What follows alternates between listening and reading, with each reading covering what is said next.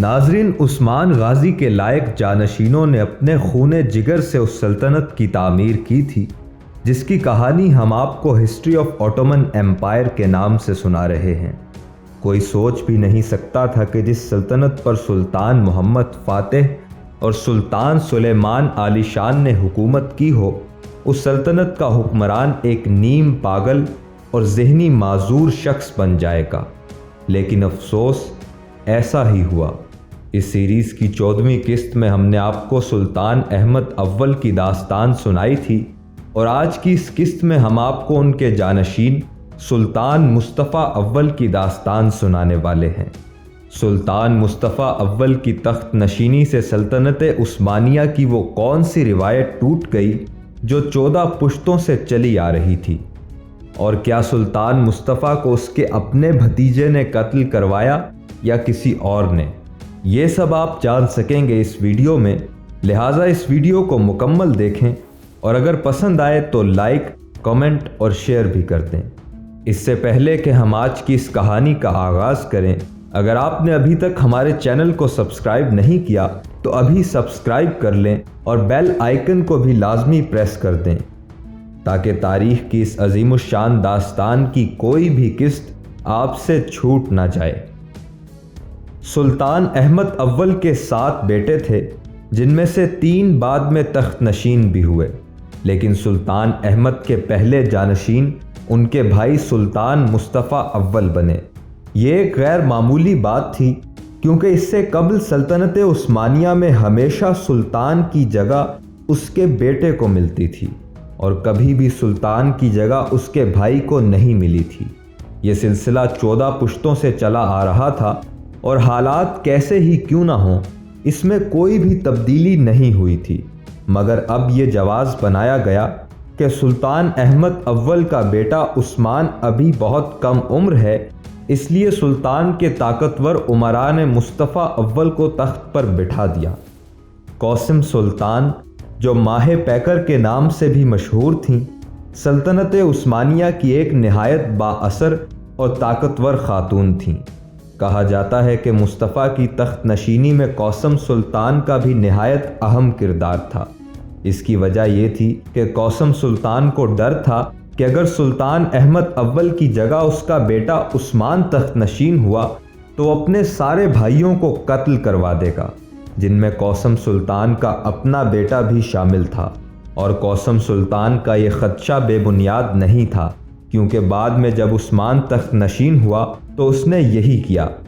اس کی ایک وجہ یہ بھی تھی کہ سلطان احمد اول نے اپنے دور میں قتل برادران کی قبیح رسم کا خاتمہ کر دیا تھا، جیسا کہ اس سیریز کی 14ویں قسط میں ہم نے آپ کو بتایا تھا کہ سلطان احمد اول نے سلطنت عثمانیہ کی روایات کے برعکس اپنے بھائی مصطفیٰ کو اپنی دادی صفیہ سلطان کے ساتھ رہنے کی اجازت دے دی تھی۔ سلطان مصطفیٰ اول 1591 میں مانیسا کے شاہی محل میں پیدا ہوئے۔ 1617 میں سلطان احمد اول کی وفات تک مصطفیٰ اپنے والد اور دادی صفیہ سلطان کے ہمراہ شاہی محل کے حرم میں ہی مقیم رہے۔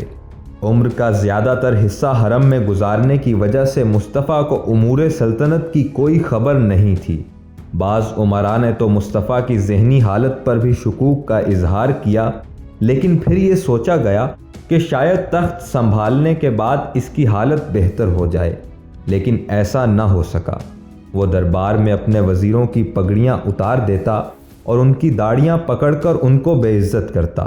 کبھی وہ پرندوں اور مچھلیوں کو سکے پھینکنا شروع کر دیتا اور کبھی ایسی ہی کوئی حرکتیں کرتا۔ 22 نومبر 1617 کو تخت نشین ہونے والے سلطان مصطفیٰ اول کو صرف 3 ماہ بعد 26 فروری 1618 کو معزول کر کے اس کے بھتیجے عثمان ثانی کو حکمران بنا دیا گیا، اور سلطان مصطفیٰ اول کو واپس شاہی محل میں بھیج دیا گیا۔ عثمان اول کی مکمل کہانی تو ہم آپ کو اس سیریز کی اگلی قسط میں بتائیں گے، لیکن اس وقت آپ کو بتاتے چلیں کہ صرف 4 سال میں سلطان مصطفیٰ اول کو دوبارہ اقتدار مل گیا، اور وہ یوں کہ 1622 میں سلطان عثمان ثانی کو باغیوں نے قتل کر دیا، اور 20 مئی 1622 کو سلطان مصطفیٰ اول دوبارہ تخت نشین ہوئے۔ تخت نشین ہوتے ہی سلطان مصطفیٰ اول نے اپنے بھتیجے عثمان ثانی کے قتل کے ذمہ داروں کو قتل کروا دیا۔ ان میں باغیوں کا سردار حوثی عمر آفندی، آغا سلیمان، وزیر دلاور پاشا، دفتر دار باقی پاشا، نصوح آغا اور جنسریز کا جنرل علی آغا شامل تھے۔ ان سب کو قتل کروا کے ان کی لاشوں کے ٹکڑے ٹکڑے کر دیے گئے۔ کہا جاتا ہے کہ بھتیجے کے قتل کے بعد سلطان مصطفیٰ اول کی دماغی حالت مزید بگڑ گئی اور وہ ساری رات محل کے مختلف کمروں میں اپنے بھتیجے عثمان ثانی کو ڈھونڈتے رہتے تھے تاکہ وہ آئے اور آ کر اس سے سلطنت کی ذمہ داریاں لے لے۔ دراصل اس وقت اصل حکمران سلطان مصطفیٰ کی ماں تھی، جو والدہ سلطان بن کر سلطنت چلا رہی تھیں۔ اس کام میں ان کی معاونت ان کے داماد اور صدر اعظم کار داؤد پاشا کر رہے تھے۔ سلطان مصطفیٰ اول کی کمزوری اور بے بسی کا اندازہ اس بات سے بھی لگایا جا سکتا ہے کہ ان کا دوسرا دور حکومت جو محض 1 سال اور 4 ماہ پر مشتمل تھا، اس قلیل عرصے میں بھی 7 صدر اعظم تبدیل کیے گئے، حتیٰ کہ بعض صدر اعظم تو صرف 1 ماہ کے لیے ہی اس عہدے پر فائز رہے اور پھر معزول کر دیے گئے۔ بالآخر سلطان مصطفیٰ اول کا بھی وہی انجام ہوا جو ایسے کمزور حکمرانوں کا ہوا کرتا ہے۔ فوج کے طاقتور جرنیلوں نے مصطفیٰ کے خلاف بغاوت کر دی۔ اس موقع پر صدر اعظم کارا علی پاشا سلطان کی والدہ کے پاس گئے اور انہیں اس بات پر آمادہ کر لیا کہ وہ اپنے بیٹے کو تخت سے دستبردار کروا لیں۔ سلطان کی والدہ نے بدلے میں سلطان کی جاں بخشی کی ضمانت لے کر 10 ستمبر 1623 کو سلطان مصطفیٰ اول کی تخت سے دستبرداری کا اعلان کر دیا۔ سلطان مصطفیٰ کو ان کی والدہ کے ہمراہ اس کے پرانے محل میں بھیج دیا گیا۔ سلطان کی موت پر مختلف روایات موجود ہیں۔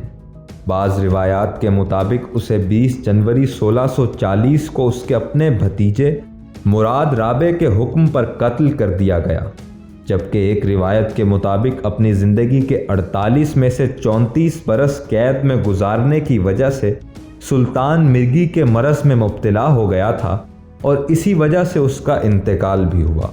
سلطان کو آیا صوفیہ میں دفن کیا گیا تھا۔ لیکن یہ کہانی ابھی ختم نہیں ہوئی، بلکہ اس عظیم الشان سلطنت کی یہ دلچسپ داستان ایک نئے مرحلے میں داخل ہونے والی ہے۔